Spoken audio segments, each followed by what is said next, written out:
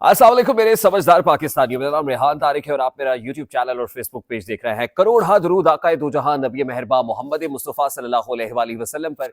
इस दुआ और इस उम्मीद के साथ इस व्लॉग का आगाज करते हैं कि अल्लाह रब्बुल इज्जत इस मुल्क के फैसला साजों के दिलों में समझदार पाकिस्तानियों के लिए जरा सी नरमी पैदा कर दे। इमरान खान को रिहा करो, 8 फरवरी को होने वाले आम इंतखाबात को कलअदम करार दो। फौजी अफसर जस्टिस काजी फायज ईसा की अदालत में पहुंच गया है। बाकायदा तौर पर एक दरखास्त जमा करा दी गई है। इस दरखास्त का मुकद्दर क्या होगा और खास तौर पे ये फौजी अफसर, इसका ट्रैक रिकॉर्ड क्या है, ये कौन सा फौजी अफसर है जो अदालत में पहुंचा है। इंतहाई मानी खेज दरखास्त है। इस दरखास्त का मतलब भी रखेंगे और फौजी अफसर के बैकग्राउंड के हवाले से, ट्रैक रिकॉर्ड के हवाले से भी आज के इस व्लॉग में डिटेल्स को शामिल करेंगे।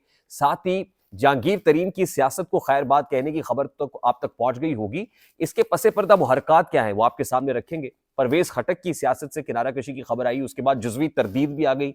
ये क्या मामला आपके सामने रखेंगे। इंतहाई सेंसिटिव मामला रावलपिंडी से है, जहां Pakistan Tehreek Insaf back independent candidate साबिक सूबाई वजीर यानी पाकिस्तान तहरीक इंसाफ के साबिका एमपीए, मौजूदा आजाद उम्मीदवार पीपी 119 से उसको कत्ल कर दिया गया है। मोटरसाइकिल सवारों की जानिब से फायर खोला गया, कत्ल कर दिया गया। ये क्या मामला है। पाकिस्तान मुस्लिम लीग नून की चीफ ऑर्गेनाइजर मरियम नवाज साहिबा से मजीद 7 आजाद उम्मीदवार मुलाकात करके चले गए हैं। नंबर कितना हो गया। और एज आई स्पीक, जिस वक्त मैं आपसे बात कर रहा हूं, तो पाकिस्तान पीपल्स पार्टी की सेंट्रल एग्जीक्यूटिव कमेटी का इजलास इस वक्त इस्लामाबाद में जारी है। जितनी डिटेल्स आ रही है वो सारी डिटेल्स आपके साथ शेयर करने की कोशिश करेंगे। एक डेवलपिंग स्टोरी है। इससे पेशतर के मैं व्लॉग का आगाज करूं, आपसे रिक्वेस्ट करूंगा इंतहाई अदब से कि अगर आपने हमारे चैनल को सब्सक्राइब नहीं किया है तो चैनल को सब्सक्राइब कर ले। अगर वीडियो पसंद आए तो लाइक और शेयर करना इसलिए मत भूलिएगा कि हमारा मैसेज तक पहुंच सकता है। और अगर बेल आइकन प्रेस करेंगे तो ऐसी बहुत सारी वीडियोस बर वक्त आप तक पहुंचती रहेंगी। सबसे पहले तो मैं आपको बता दूं कि जहांगीर तरीन साहब ने सियासत को खैरबाद कह दिया है। और जिस मौके पर सियासत को खैरबाद किया, ये उनकी इनिंग का कोई बहुत अच्छा इख्तिताम नहीं है, क्योंकि 2 कंस्टिट्यूएंसी से वो इलेक्शंस बुरी तरह हार गए हैं। जहांगीर तरीन, जिन्होंने इमरान खान को खैरबाद कहा, तो वो सियासत से माइनस हो गए, जीरो हो गए। लेकिन उसके साथ साथ इंपॉर्टेंट चीज ये भी है कि जहांगीर तरीन जैसे ही 2 कॉन्स्टिट्यूंसी से हारे थे, लेकिन नवाज शरीफ साहब जो इलेक्शन में अपनी जीत का ऐलान कर रहे थे, तो बहुत से लोगों ने जहांगीर तरीन को कहा कि आप नवाज शरीफ को फोन करके मुबारकबाद दें। लेकिन जहांगीर तरीन ने नवाज शरीफ को फोन करके मुबारकबाद नहीं दी थी फौरी तौर पर, उन्होंने ग्रीट भी नहीं किया था। उसकी एक बहुत बड़ी वजह है, उनको ये लगता है कि जहांगीर तरीन जो इस्टेब्लिशमेंट के बहुत करीब थे और इस्टेब्लिशमेंट ने ये वादा किया था कि वो पंजाब में कोई इंपॉर्टेंट जो पोस्ट है वो इस्तेकाम पाकिस्तान पार्टी को देंगे और इस्तेकाम पाकिस्तान पार्टी पीटीआई का वैक्यूम कवर कर लेगी। तो वो इस्तेकाम पाकिस्तान पार्टी से नहीं हुआ, बल्कि अब जो भाई लोग हैं वो जहांगीर तरीन को कह रहे हैं कि जरा प्रैंक हो गया आपके साथ, कैमरे में देख के हाथ हिला दे। तो इस मौके पे आके और उम्र के हिस्से के अंदर जहांगीर तरीन के लिए सियासत में अब कोई जगह नहीं है।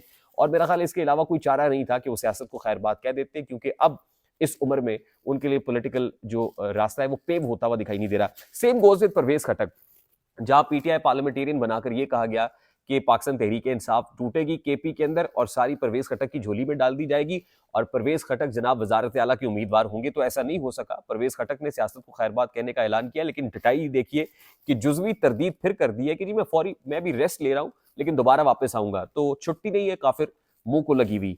मरियम नवाज साहिबा लोटो को का कारोबार बड़े अच्छे तरीके से कर रही हैं, जो माजी में लोटा क्रेसी की बड़ी मुखालिफ रही हैं और तरह तरह के लोटे ला के पब्लिक के अंदर लहराती रही हैं। मैं बता दूं कि आज 7 जो प्रोविंशियल असेंबली के उम्मीदवार हैं वो उनसे मिले हैं। उम्मीदवार क्या है, इंडिपेंडेंट कैंडिडेट से जीत गए हैं, नून लीग के अंदर शमूलियत इख्तियार कर रहे हैं।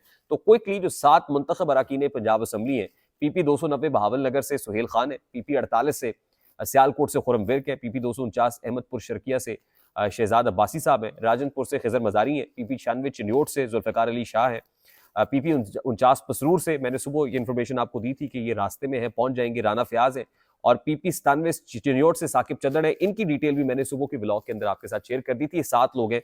जिसके बाद पाकिस्तान मुस्लिम लीग नून ये कह रही है कि हमारा जो नंबर है वो 150 तक पहुंच गया है, यानी हमारे पास पंजाब में हुकूमत बनाने के लिए हमें किसी की जरूरत नहीं है, हम सिंगल हैंडेडली हुकूमत बना लेंगे। तो ये तो पाकिस्तान मुस्लिम लीग नून कह रही है। दूसरी तरफ पाकिस्तान पीपल्स पार्टी की जो मरकजी मजलिस आमला है उसका इजलास भी शुरू हो गया है। लेकिन क्विकली जो डिटेल मैंने बड़ी इंपॉर्टेंट आपके साथ शेयर करनी है, आज एक दरखास्त सुप्रीम कोर्ट ऑफ पाकिस्तान में गई। ये दरखास्त भी बड़ी मानी खेज है और फिर ये कहा गया कि बनी गाला की सिक्योरिटी भी हाईलाइट कर दी गई है और इमरान खान को अडियाला से निकाल के बनी गाला में हाउस अरेस्ट किया जा रहा है। इस मामले की तरफ जरा मैं बाद में आता हूँ, लेकिन आपको ये बता दूं कि जो दरखास्त जमा कराई गई है ये फौज के साबिका अफसर की तरफ से, यानी एक रिटायर्ड ऑफिसर की तरफ से मोअज़्ज़ज़ शहरी की जानिब से सुप्रीम कोर्ट में जमा कराई गई है, जिसमें 8 फरवरी के इंतखाबात को कलअदम करार देने का मुतालबा किया गया और कहा गया है कि 8 फरवरी के इंतखाबात ठीक नहीं हुए, इसमें बहुत रिगिंग हुई है, इंतखाबात को नल एंड वॉइड किया जाए, कलअदम करार दिया जाए। ये ब्रिगेडियर रिटायर्ड अली खान साहब हैं। इनका ट्रैक रिकॉर्ड जरा मैं आपके साथ शेयर करूं। ये साबिका फौजी अफसर हैं। 2011 में इनको अरेस्ट कर लिया गया था, और अरेस्ट क्यों किया गया था? ना सिर्फ अरेस्ट किया गया, बल्कि फील्ड जनरल कोर्ट मार्शल इनका किया गया। और कोर्ट मार्शल की कार्रवाई उस वक्त होती है जब कोड ऑफ कॉन्डक्ट की आप खिलाफ वर्जी करते हैं। इन पर यह इल्जाम था कि हिजबुत तहरीर नामी जो बैंड आउटफिट है उससे मिलके इन्होंने फौज के अंदर मिलिट्री कू करने की कोशिश की, और साथ में जो मौजूदा हुकूमत है उसको टॉपल करने की, यानी उसका तख्ता उलटने की कोशिश की। तो इस साजिश के जो सब्सटेंशियल एविडेंसेस मौजूद थे, उन एविडेंसेस की रोशनी में ना सिर्फ कोर्ट मार्शल हुआ, बल्कि 5 साल की जो संगीन इंप्रिजनमेंट है वो भी इन्होंने फेस की। तो ब्रिगेडियर साहब दोबारा आए हैं, फ्रेश होके आए हैं, और अब इन्होंने कोर्ट से रुजू कर लिया है। जस्टिस काजी अदालत अली, मैं जिनको प्यार से कहता हूं, उनके दरवाजे पर इन्होंने दस्तक भी दे दी है। लेकिन मेरा ख्याल है कि काजी फायज ईसा साहब, जो 8 फरवरी के इंतखाबात को पत्थर पे लकीर कहने के बाद लंबी तान की सो गए थे, और कौम के काफी पैसे भी जाया हो गए इसमें, तो दोबारा मेरा ख्याल है कि इस एक्सरसाइज में तो कतई नहीं जाएंगे। और जाहिर है ऐसा मुल्क जो IMF के ऑलरेडी वर्ज पे खड़ा हुआ है, कशकोल हाथ में थामे हुए खड़े हैं, वो दोबारा मुतहम्मिल नहीं हो सकती उसकी इकोनॉमी कि मुल्क में एक बार फिर ऐसी ही फ्यूटाइल एक्सरसाइज की जाए जो ऑलरेडी बड़ी फ्यूटाइल हो गई हुई है। दूसरी इंपॉर्टेंट चीज ये है कि मैं आपको कुछ दिन पहले बता चुका था कि ट्राइका एक बन गया है। उस ट्राइका के अंदर पैट के, यानी पाकिस्तान अवामी तहरीक के सरबराह ताहिरुल कादरी हैं, जमाइमा खान साहिबा हैं, और अलीमा खान साहिबा हैं। और फिर मैंने आपको ये भी बताया था कि बुशरा बीबी को स्ट्रेटेजिकली दूर रखा गया है। अब हमारी खबर की तस्दीक भी हो रही है। जरूरी होता है कि जनाब जब आपकी खबर की तस्दीक हो रही हो तो आप जरा बावर भी करा दें। अब कुछ लोग ये कह रहे हैं कि खान साहब को वहां से निकाल के बनी गाला हाउस अरेस्ट करने का प्लान है, और सिक्योरिटी भी बनी गाला की बहुत बढ़ा दी गई है। लेकिन हमारी इतलात ये हैं, और जो अडियाला है उसको कवर करने वाले रिपोर्टर से भी हमने राब्ता किया है, फौरी तौर पर ऐसा होने के इम्कानात कम है। लेकिन मामला अल्टीमेटली उस तरफ जाएंगे कि जिसमें इमरान खान साहब को अडियाला से निकाल लिया जाएगा और किसी एक जगह पर किसी सेफ, या आप कह लीजिए कि हाउस अरेस्ट करने वाले मामले की तरफ लेकर जाया जाएगा। और उस सिलसिले में कुछ लोग उनसे मुलाकातें भी कर रहे हैं। हमने आपसे गैर सियासी शख्सियात की अडियाला जेल पहुंचने और इमरान खान को कुछ ऑफर करने से मुतालिक बताया भी था, और इमरान खान अभी डटा हुआ है। वो कह रहा है कि कोर्ट में मामला को चलने दें, मेरिट के ऊपर फैसला करें, और मेरे जो इंडिपेंडेंट कैंडिडेट्स हैं खुदा का वास्ता इनको मत तोड़ें, और इनको भी सियासत प्रैक्टिकली करने दें। तो कुछ चीजें ऐसी हैं जो इमरान खान साहब के मुतालबात में भी हैं, लेकिन उस मुतालबे में कहीं बाहर भेजने वाला मुतालबा नहीं है, और ना ही ऑफर करने वालों की तरफ से बाहर भेजने का मुतालबा है। लेकिन मुल्क के अंदर ही कुछ होगा, और आने वाले दिनों में आपको इमरान खान साहब के ऊपर थोड़ी सी नरमी होते हुए, ब्रीदिंग स्पेस मिलते हुए दिखाई देगी, और उसकी बहुत बड़ी वजह अवामी मैंडेट भी है।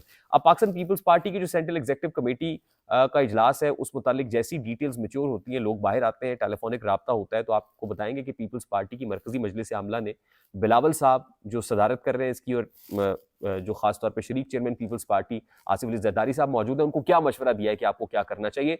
लेकिन अफसोसनाक खबर यह है कि आज ही चौधरी अली अदनान जो PP 119 से आजाद उम्मीदवार थे रावलपिंडी से, उनको फायरिंग करके कत्ल कर दिया गया। इतनी ना बड़ा पाकी दामा की हकायत, दामन को जरा देख, जरा बंदे कबा देख।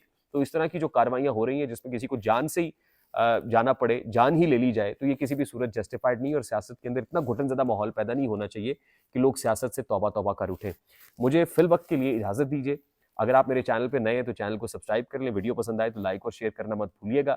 नेक्स्ट व्लॉग में पर्टिकुलरली CEC मीटिंग के हवाले से जो फैसले हुए हैं और मुमकिन हुकूमत साजी से मुताल्लिक खबरें लेकर आपकी खिदमत में हाजिर होंगे। तब तक के लिए मुझे इजाज़त दीजिए। अपना बहुत सारा ख्याल रखिएगा। अस्सलाम वालेकुम।